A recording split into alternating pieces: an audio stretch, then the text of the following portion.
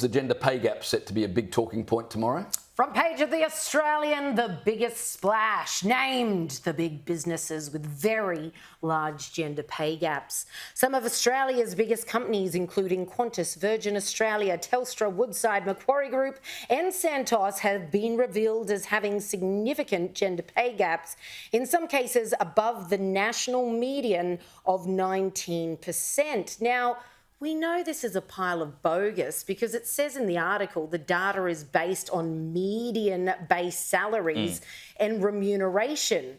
So basically, you've gone to each company, lumped all the men together, said this is how much these guys are earning. You've lumped all the women together and said this is how much the ladies are earning.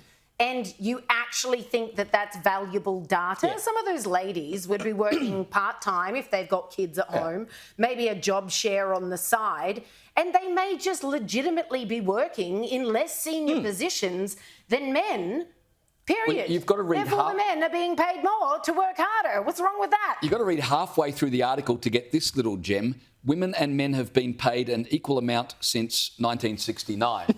So I thought, why am I reading this?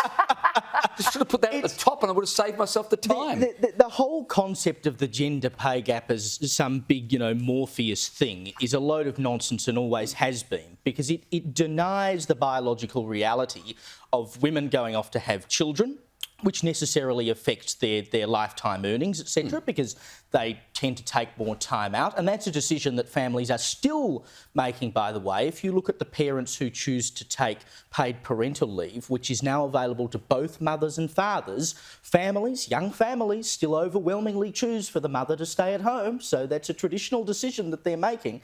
And it denies the fact that, of course, when we talk about not just individual businesses, but across the board, that women tend to work in what you might call more caring positions like nursing or teaching or whatever, that tend to be paid less. You can't just take a big lump of numbers over here and a big lump of numbers over there and go, oh, shock!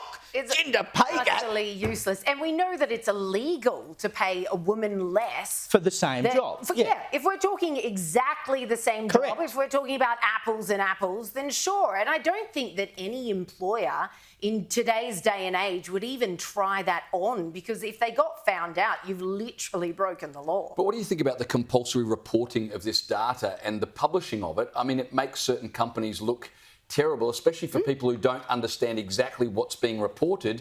You get the impression, gee, some of these companies are just anti-women and they're ripping women off. Yeah, and they've done this on purpose because this is now the name and shame technique to try and establish certain standards, etc. and so on. But what exactly are you trying to achieve? What, the employers will then disproportionately pay the women on their payroll, even if they are part-time, so that they won't get named and shamed in this report next year?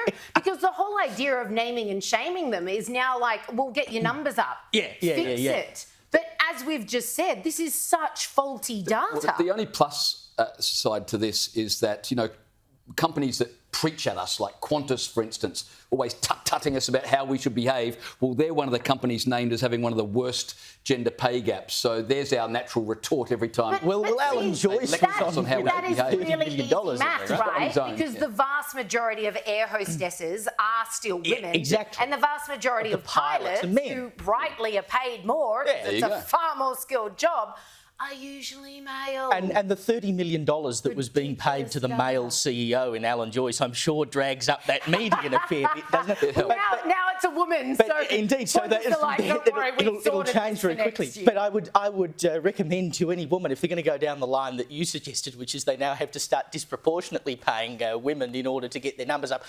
Women, go and get a job at the Commonwealth Bank, because their gender pay gap supposedly is 29.8%. So you're in line for a 30% There's a lot of room for improvement at the CBA.